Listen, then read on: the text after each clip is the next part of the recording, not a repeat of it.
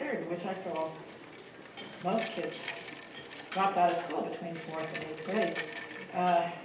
But even the ones that did, in 1940, the Life magazine did a study of American schools. They studied college freshmen at Columbia University, one of the really, were the average kids.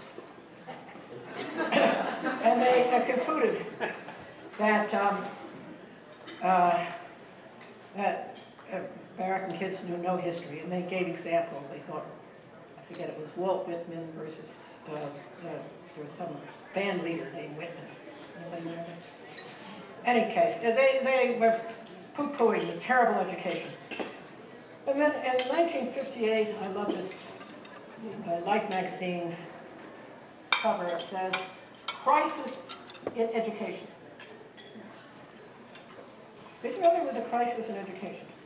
In 1958, which I always was told by people with good old days.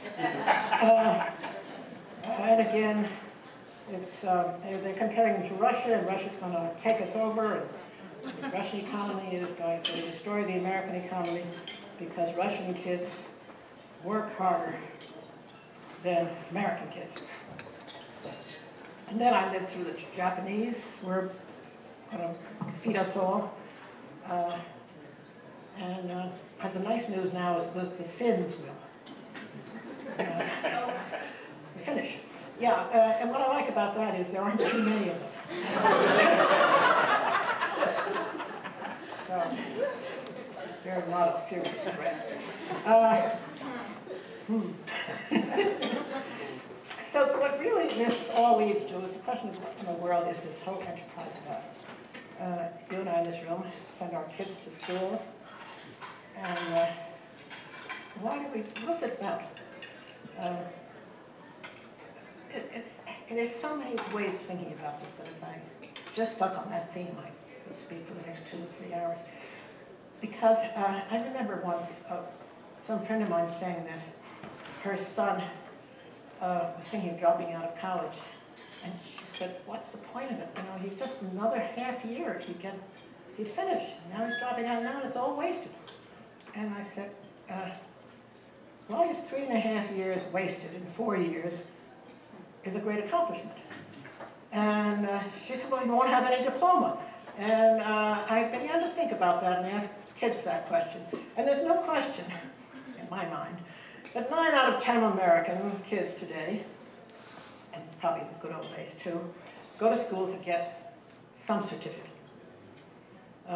especially once they are allowed to leave school, which is a new idea. And stop and think that this is the only institution in the world where you get your freedom is taken away from you when you've done nothing wrong. Now, I mean, that may seem petty, and I'm not arguing that against universal mandatory education, but it should remind us that it's a unique experience, and it better be worth it. It better be for something very important that we dare take away that much of children's time,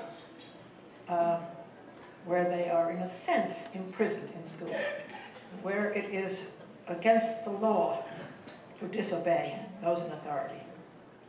I said to a student one day in the high school, I was so annoyed at him, and he said, well, I didn't think the class was very interesting, and that's why I never did any work, and blah, blah, blah, blah.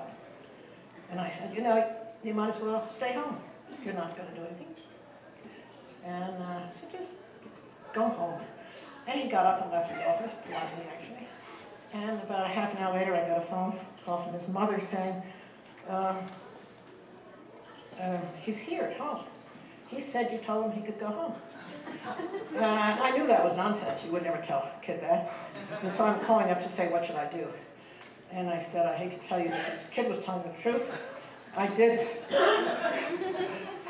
think he was taking me seriously. But I actually did say, you might as well go home and send him back. He was obedient, no? Just knew he had me cornered there. one of the questions that confronted me right away too was, what was I sending my kids into every day, my own children, one of whom was very unhappy in school. It was very hard to teach in the same school in which you had an unhappy child. It was wonderful to teach in the same school where my daughter got nothing but praise. And that's generally how parents and teachers relate to each other, right? I love the teachers who love my children, and the ones who I don't think really love my children the way they ought to, I don't trust them, and so forth and so on. But I have a story that encapsulates the dilemma that I think faced me and faces our field. In my first year of teaching kindergarten, I got hold of all the curriculum stuff I could. And one of the curriculums being put out was on, for kindergarten children, was on distinguishing living from non-living things. And it looked interesting. And while I didn't do everything they told me to do, I thought, well, I'll try this. So I prepared the kids, and I had a box for living things and a box for non-living things. And I said, everybody bring something to school tomorrow, and let's see which goes in which. You get it on the way to school, at home, doesn't matter. And we just talked a little when kids said, you know, living things have babies, living things move around. And a number of good ideas about living things. Ask him about living, or her, about living and non-living things. So the next day, in the kids come, and the first kid, sitting right there, was Derek, and he got up, oh no, Darryl. He got up and came over here, and he started to put it into the, and he had a rock in his hand, which I thought was a good place to start, you know, that was obvious. And he started putting it into the box that said living things.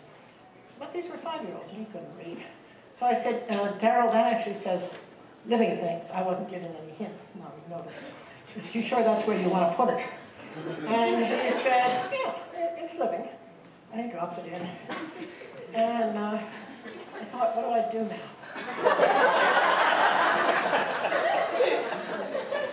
So we spent half an hour, Darryl and I arguing about why he should have put it in this box. And a half an hour later, I realized that every child in the class had been persuaded by Darryl. So I said, look at what the hour is getting, and we're going to miss project time this morning. So let's get back to this tomorrow. And have the kids go off and do more interesting things than argue about rocks. And I thought I would try to figure out something overnight, especially since the second child had a leaf in her hand. This is the fall. She pulled a leaf off a tree. And I realized that if I was in trouble about rocks, what am I going to do about the leaf? I actually didn't get back to it the next day. I began to call all my friends who knew something about science, and they told me we were on the cutting edge of modern science. This whole question of living versus non-living. Thank goodness. And so we continued this discussion all year. But in the back of my mind, there was only one thing worrying me. Now, there wasn't a test for kindergarten. But suppose the kids, by the time we got to 3rd grade, still held on to that idea, and I hadn't corrected them properly. You know, show a rock and say, is this 4 possible answers? It's living, it's not living, it's dead. It's a rock.